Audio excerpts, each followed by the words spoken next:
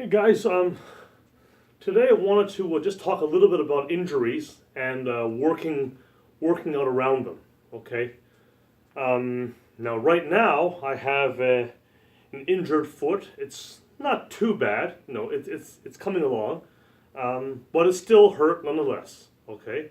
But it's getting better every day. Knock on wood. Okay.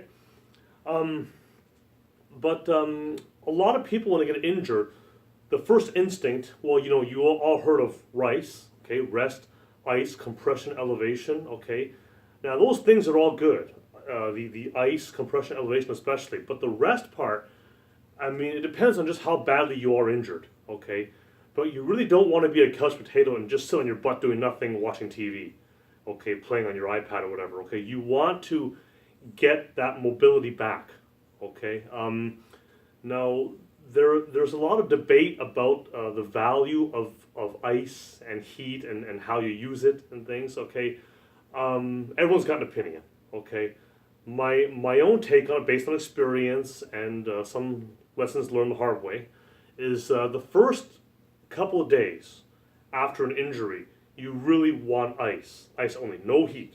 Okay, after that you can start to employ some heat, maybe in the form of hydrotherapy, contrast bathing, okay, or you can use heat pads or take baths or soaks or whatever it may be, okay, and then and that can go on for like a couple of weeks, whatever, and then after a couple of weeks, well, you should hopefully be done by then.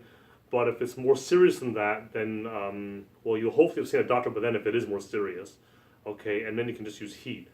But most injuries are of the more minor nature, okay? And you can generally self-treat it at home with ice and things. So that's my take on it, okay?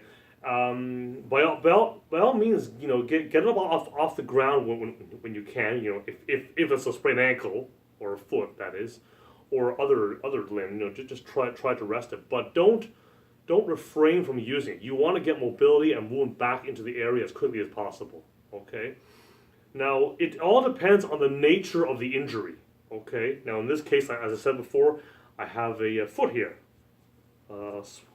swollen foot. Okay, but I'm still gonna work around it. Okay, and because I don't want it to get weaker in time. Okay, and I certainly don't want the rest of my body to get weaker too. Okay, so an example here, okay, just do some prisoner squats here, okay? Just be mindful of that foot there, okay? 4, 5, 6, 7, 8, 9, 10. You can feel the blood circulation around the body is getting better. 3, 4, and that will help healing as well. 5, 6, 7, 8, 9, and 20. Okay. Now for the push-ups here, I can't do push-ups in the regular way with my toes on there. So I'm going to put my instep on there instead to raise up. Okay. 2, 3, 4, 5, 6, 7, 8, 9, 10. 1, 2, 3, 4, 5, 6, 7, 8, 9, 20.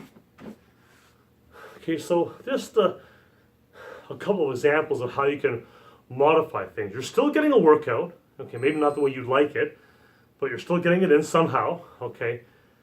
So you're getting that oxygen, that blood going and things. You're getting blood in the area, which will help to promote healing, okay. And you don't need to halt all your progress just because of an injury. It depends on how bad it is, okay.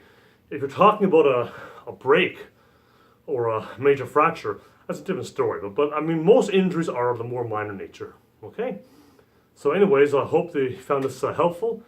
If you like this video, want to see some more of it, please subscribe to my YouTube channel, In Home Trainer Oakville, and like my Facebook page at In Home Trainer Oakville. Okay, so, okay, thanks guys.